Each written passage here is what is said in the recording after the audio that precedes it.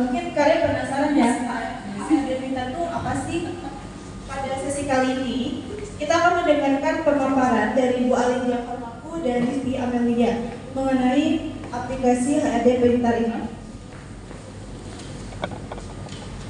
Mungkin tanpa berpanjang kata kepada Ibu Alin dan Rizky, kami persilakan untuk memulai presentasinya.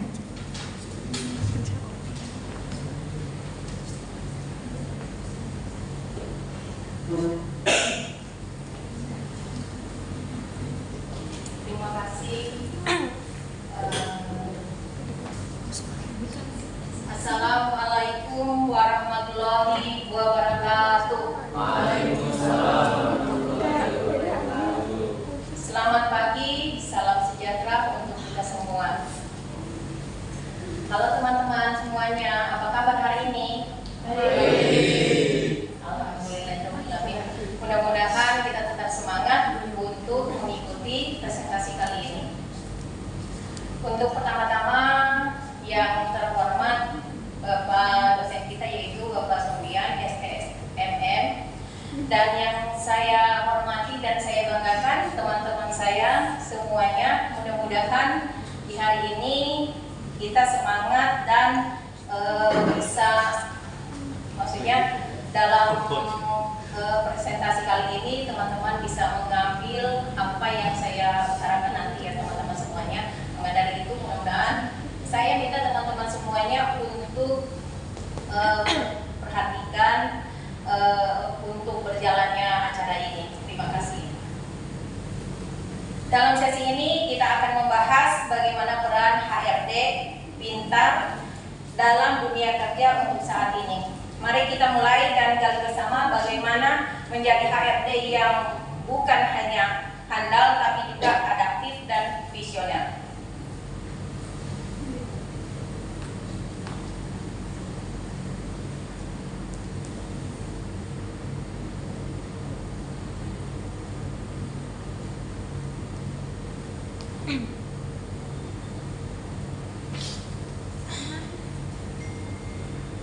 Apa itu HRD? Teman-teman udah pernah dengar belum HRD itu? Yang sudah kerja mungkin teman-teman sudah mengerti pada HRD itu ada apa aja ya. Dan HRD di sini atau Human Resource Development adalah departemen dalam suatu organisasi atau perusahaan yang fokus pada pengelolaan, pengembangan dan pemberdayaan sumber daya manusia SDM atau karyawan. Tujuannya adalah memastikan bahwa perusahaan memiliki tenaga kerja yang kompeten, terampil, dan termotivasi untuk mencapai tujuan perusahaan. Nah, Ibu sedikit nge-review yang dulu ya, Ibu kerja. Waktu itu Ibu kerja di perusahaan Jepang. Ibu di divisi payroll. Nah, di situ pada tahun 97, 98, 99 ya, Ibu itu bekerja di awal di perusahaan Jepang itu tahun 97. Nah, di situ tidak pakai seperti ini sistemnya. Jadi kita manual. Jadi kalau kita sudah mau masuk penggajian, kita pasti sampai malam dan bisa sampai pagi. Nah, dengan ada sistem ini, nah itu efisien waktu. Nah, tahun baru ada tahun 2019 sistem ini baru ada. Jadi di zaman Ibu itu kita pakai Excel ya, tapi manual. Kita menghitung satu persatu dari karyawan. Jadi yang kalau ini kan kita pakai TNK. Jadi kartu kita tulis dulu. Kita yang di payroll itu kita tulis dulu semuanya. Nanti satu-satu kalau karyawan itu masukin di mesinnya, cek rep gitu ya. Nah di situ kita tertulis, diambil. Nah bagian payroll itu kita tulis. Nanti kita berhitung tentang ininya, gajinya, apakah dia ada lembur, apakah ada potongan. Nah di situ BPJS-nya dan pajak. Nah itu memang sangat terlalu memakan waktu. Nah dan untuk ada HRD ini, alhamdulillah ya teman-teman yang sudah mengalami di tahun yang kesini-sininya ya, yang masuk di payroll itu, mudah-mudahan, maksudnya insya Allah kedepannya dengan memakai HRD dengan aplikasi ini semua berjalan tidak memakan waktu. Jangan seperti ibu itu ada banyak kalau sudah masuk ke penggajian pasti bisa sampai pagi juga gitu. Belum kita harus hitung-hitungnya, dan belum kita harus perhatiin. Misalkan kalau di pesan Jepang itu kan 1 menit dipotong ya, yang ininya kalau gaji kita. Jadi masing-masing kan ada penggajian itu kan nggak semua sama. Ada yang harian, ada yang sudah karyawan tetap, itu nanti gajinya berbeda.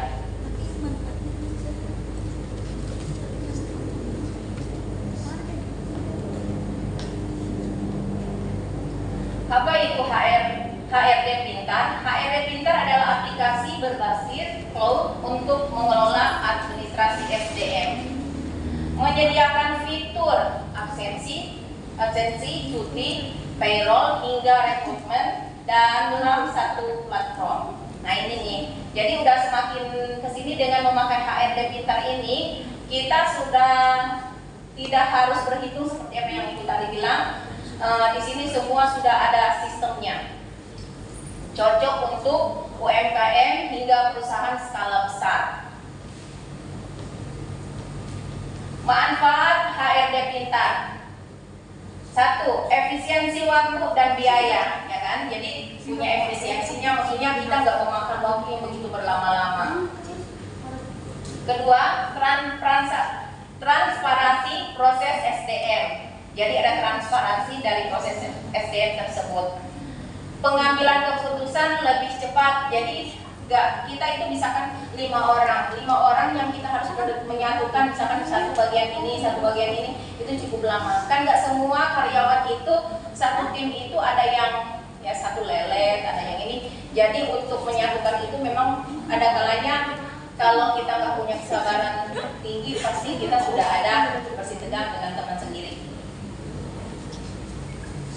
Meningkatkan kepuasan dan produktivitas karyawan. Jadi di sini transparan semuanya ya.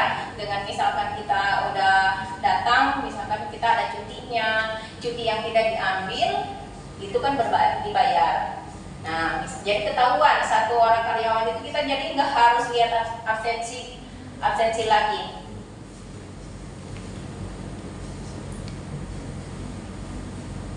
Nah, fitur utama HRD Pintar adalah absensi online, GPS, selfie check in out, payroll otomatis, gaji, THR, BPJS, dan pajak. Manajemen rekrutmennya, lowongan kerja, seleksi, manajemen cuti dan izin, laporan kinerja dan karyawan.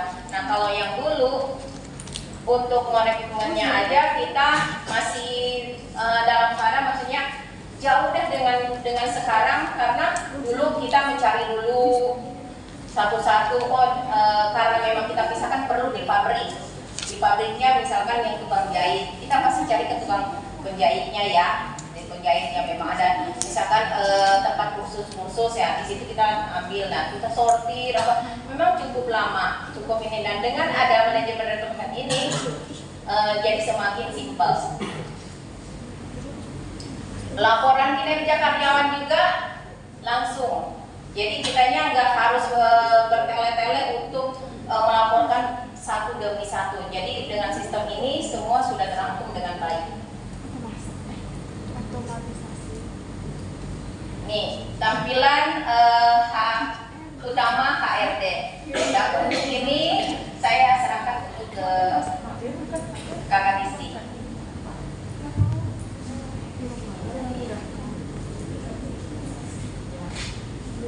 Baik, saya akan memberikan penjelasan tentang pertama HRD Pintar ini. Seperti ini bisa kalian lihat di sini. Kalau kalian daftar tuh nanti ada home, dashboard, master data, transaksi, laporan, alat, pengaturan, dan invoice. Nah, seperti ini menu-menu dari HRD Pintar. Ada di sini kita bisa lihat dari master data itu ada kantor cabang, ada karyawan, gaji, track record, master KPI, jadwal, lembur, saldo, cuti bersama, pengumuman, lowongan kerja. Jadi kita bisa tahu kalian itu lembur berapa jam, berapa hari, saldonya, cutinya, jatah cutinya, gajinya berapa. Terus ada transaksi. Isinya itu ada kehadiran, cuti, izin, insentif, potongan, kasbon, dan reimbursement.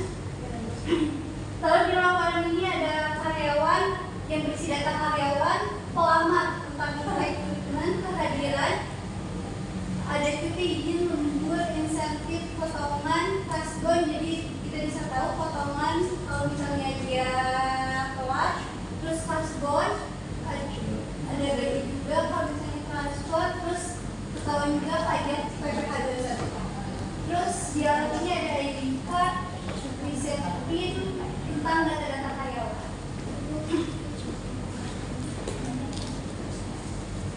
Nah, sedangkan tampilan aplikasi HRD kita di sisi karyawan yang bisa di-download di aplikasi Play Store itu seperti ini. Jadi ada akses, terus PIN. Isinya tentang biodata karyawan itu sendiri, tentang cuti izinnya. Jadi karyawan bisa tahu dia cutinya berapa, izinnya berapa. Terus tentang gaji, jadi bisa ketahuan gajinya, jadwalnya, jadwal kerjanya, terus kasbonnya berapa, kehadirannya berapa, gajinya, reimbursenya, track recordnya, KPI-nya. Apa sih kelebihan dari HRD Pintar? Pertama itu mudah digunakan, user friendly interface. Jadi karyawan itu bisa aksennya lewat handphone, terus hemat biaya operasional HRD, terlampirkan data monitoring, integrasi dengan WhatsApp dan email, dukungan layanan pelanggan 20.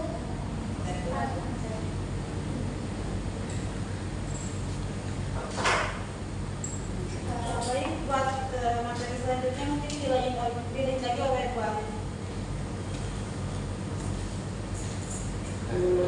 Saya kembali lagi ke sini dulu ya. Kelebihan HRD Pintar, mudah digunakan, user friendly interface.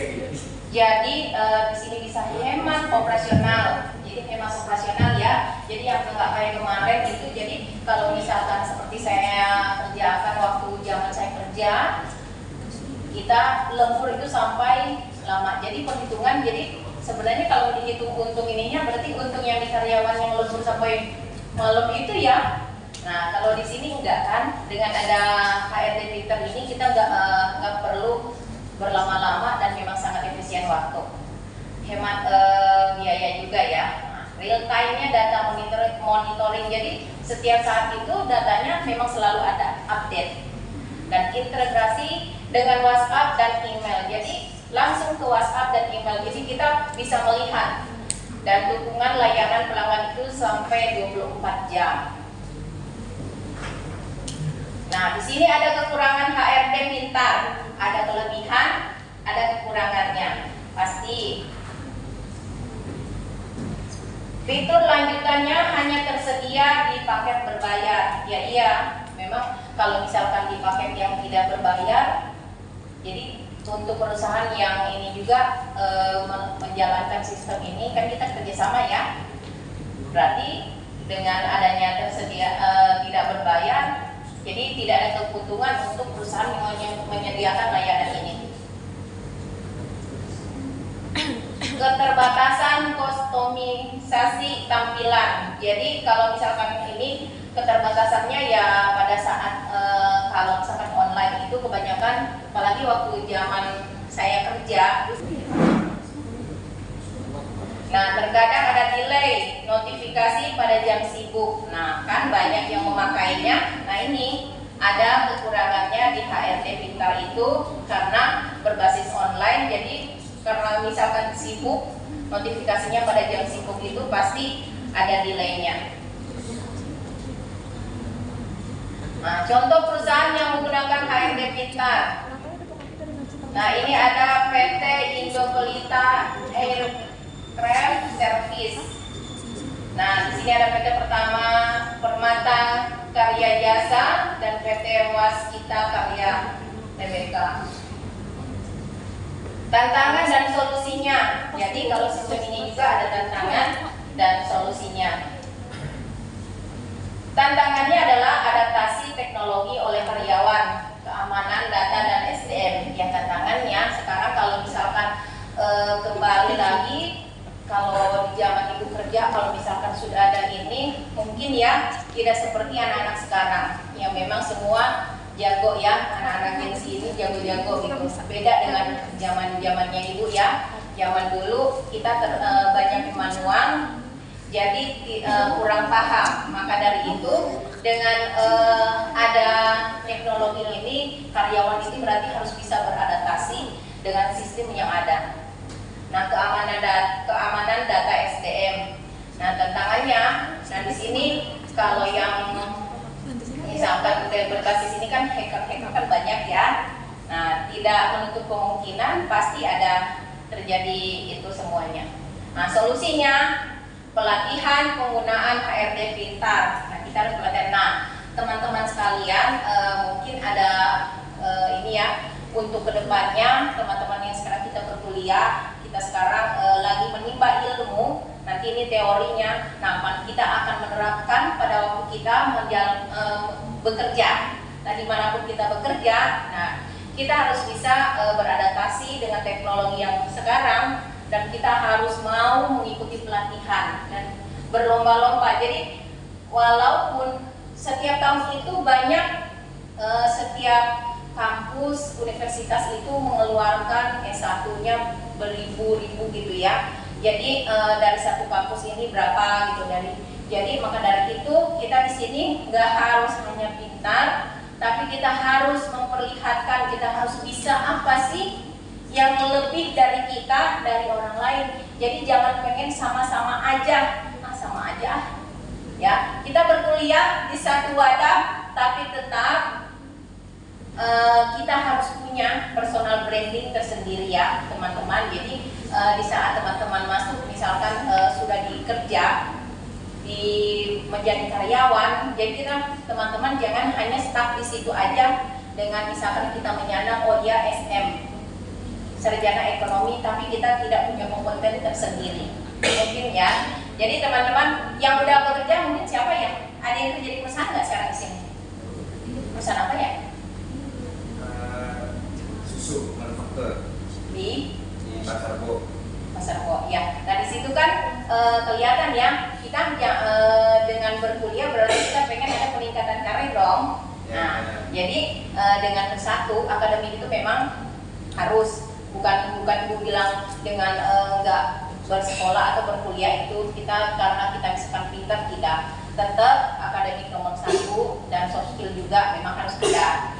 Jadi di sini kita bisa berlomba-lomba karena satu karyawan itu kan masing-masing punya kelebihan dan kekurangan ya. Jadi kita harus bisa menutupi kekurangan kita apa nih kelebihan kita, jadi kita harus tonjolkan. Jadi ada penilaian tersendiri. Nah bagian HRD itu yang memang untuk menilai gitu. Jadi ibu pada waktu itu di perusahaan Jepang, ibu memang pada direkrutnya masuk di HRD. Tapi kalau untuk orang Jepang itu 1 jam itu bisa mengerjakan pekerjaan apa aja. Jadi nggak menonton oh tupoksi kamu di sini. Jadi sesudah ibu melaksanakan kerjaan ibu yang memang seharusnya ibu kerjakan, nanti ibu bisa datang ke visi. Bisa juga ibu nanti datang ke pabrik, ke buang benang, ke sewing ya. Nah gitu. Jadi orang Jepang itu menekankan jadi satu orang itu harus bisa mengerjakan 1 jam kalau bisa beberapa pekerjaan. Mungkin ada yang kerja dengan orang Jepang? Belum ya, mudah-mudahan kalau misalkan ada yang kerja dengan orang Jepang, begitu orang Jepang. Jadi dia tidak bisa misalkan lemot gitu ya. Jadi kalau misalkan dia kita dipanggil, misalkan ibu nih Alin, ini Alin sang ini, nanti dia kasih. Kita udah harus bisa. Oh iya apa? Ini kemana poin-poinnya kemana? Dia nggak akan nerangin seperti ini menerangkan, tidak. Jadi yang dia anggap yang sudah masuk di perusahaan dia berarti sudah serba bisa. Nah itu maka dari itu kalau orang Jepang dia pokoknya dalam 1 jam bisa mengerjakan apa aja dan bisa untuk dimasukkan siap nggak siap harus bisa masuk ke divisi manapun, termasuk ke sewing, ke produksi, mau dan tidak mau. Nah, untuk itu ada pelatihan penggunaan HRD pintar, sistem enkripsi dan backup data reguler. Nah, di sini juga kita harus bisa membackup. Jadi backup dalam arti kalau misalkan sistemnya mati, jadi kita punya ada ya buku ya, kalau misalkan buku ini buku kas ya, yang kecil dan besar. Jadi kita harus ada backupnya. Takutnya pada saat mati kita nggak tahu, maksudnya data yang untuk kita sampai di mana datanya.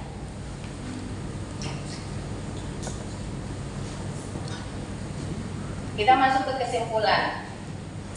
HRD pintar merupakan solusi tepat bagi perusahaan yang ingin mengoptimalkan administrasi SDM secara digital dengan biaya yang kompetitif dan fitur yang komprehensif, memberikan efisiensi, akurasi, dan insight berbasis data. Nah, di sini kesimpulannya HRD itu merupakan solusi yang tepat.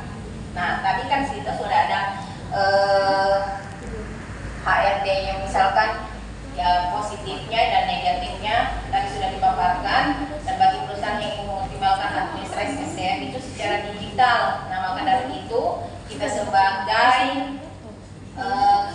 karyawan jangan sampai kita nanti tergantikan oleh sistem, karena kebanyakan sekarang mungkin ya yang ibu tahu dari perusahaan-perusahaan juga udah banyak yang di ininya memakai sistem. Jadi mudah-mudahan kedepannya kita jangan kalah dengan sistem ya teman-teman ya. Kita harus bisa menggali dan terus menggali di mana bakat kita, di mana misalkan kita bisa menampilkan sesuatu yang lebih daripada karyawan lain. Jadi di situ ada penilaian tersendiri untuk kita untuk naik jabatan. Jadi jangan sampai pada saat dunia perkuliahan kita hanya bisa mendengarkan, datang, ceritanya hanya datang, mendengarkan, ya sudah pulang, ngerjain tugas,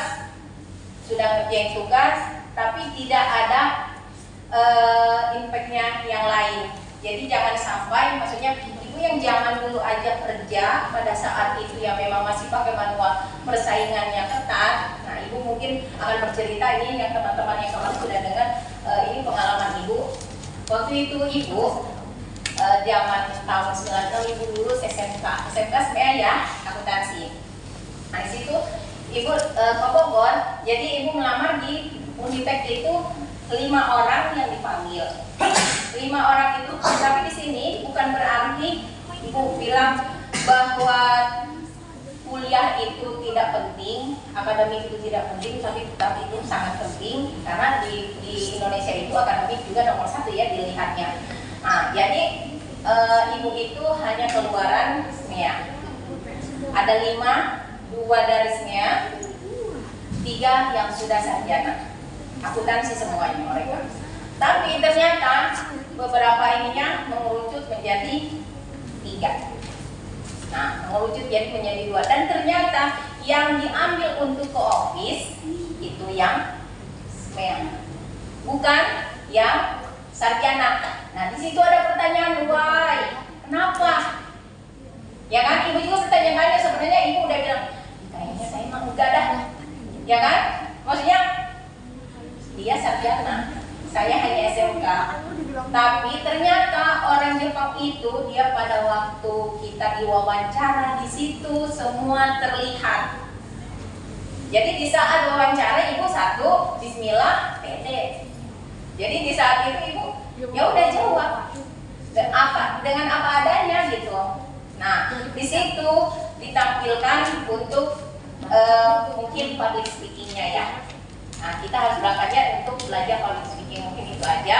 Dan di sini mudah-mudahan teman kedepannya bisa melihat ya apa yang misalkan dari sistem ini bisa mengambil kesimpulannya. Jadi kita harus kompetitif. Nah, demikian materi hari ini. Sekian dan terima kasih. Mudah-mudahan teman-teman semuanya bisa memahami dan bisa bermanfaat untuk teman-teman semuanya. Wassalamualaikum warahmatullahi wabarakatuh.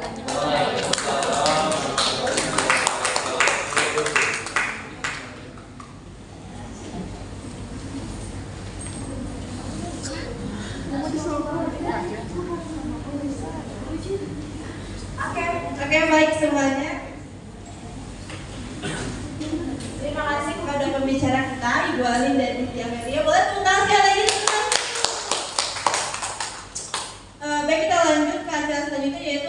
tanya jawab, boleh yang mau bertanya angkat tangannya. Mungkin dari sini yang pertama ya, boleh Kak?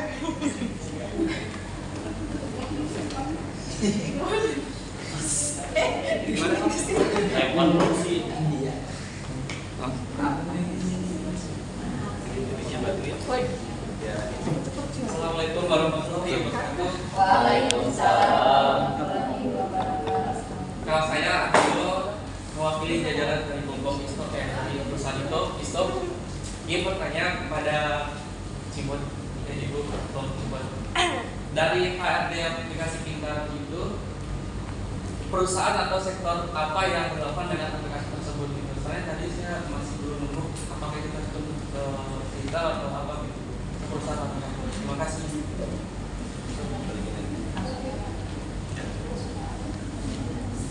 Oke. Mau dijawab atau kamu dulu? Kita mau Dua pertanyaan aja ya. Satu lagi. Oke, satu lagi.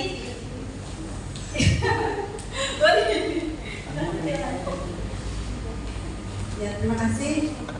Saya nama Suraila dari Cimut. Saya nama Suraila dari PMP punya Kito yang akan menanyakan kepada Cimut ya, kelompok Cimut. Singkat saja pertanyaannya, kan tadi berbayar ya Bu ya. Berapa nominal yang harus dibayar? Apakah per bulan, per tahun, berapa? Terima kasih.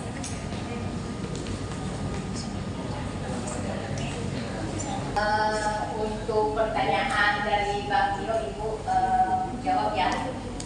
Jadi untuk HRD ini bisa digunakan, HRD Pinter ini sistemnya ini bisa dipergunakan untuk semua sektor perusahaan mana aja. Jadi termasuk di UMKM juga udah bisa dipakai sistem ini.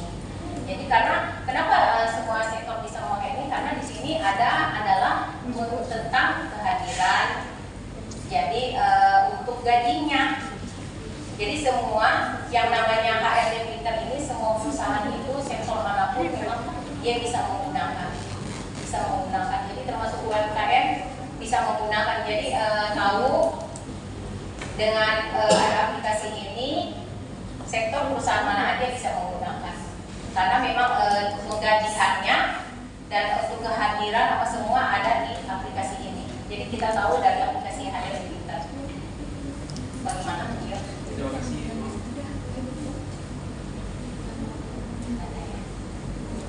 Kalau untuk yang berbayar,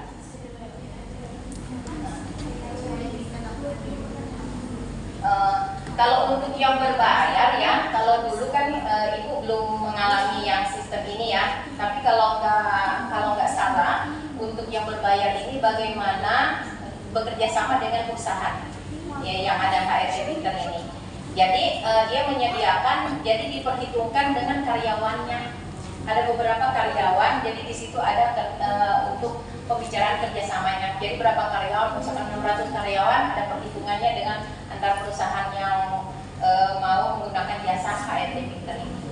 Begitu aja. Bagaimana? Ya, Rahma? Jadi beda perusahaan, beda lagi yang nominal. Iya, beda lagi nominalnya. Dan kalau misalkan nih seperti di Bogor kan upah minumannya itu dengan Sukabumi kan berbeda ya. Jadi itu yang terjadi seperti Ibu misalkan kalau misalkan Ibu ada di Bumi, saya di Tajur, jadi upah minimumnya itu berbeda. Nah kalau untuk udah ke Parung Kuda, berarti kan dia ke Kabupaten Sukabumi, jadi angkanya berbeda. Mungkin itu aja. Bagaimana saya Rahma? Terima kasih. Baik, cukup di dua pertanyaan ya. Mungkin ini yang bisa kita sampaikan. Kurang lebihnya mohon maaf. Untuk dari kami, wassalamualaikum warahmatullahi wabarakatuh.